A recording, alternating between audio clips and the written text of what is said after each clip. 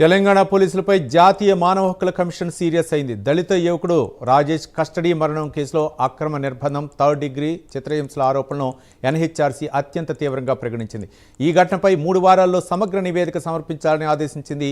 కస్టడీలో మరణానికి దారితీసిన పరిస్థితులపై పూర్తి వివరాలు ఇవ్వాలని స్పష్టం చేసింది.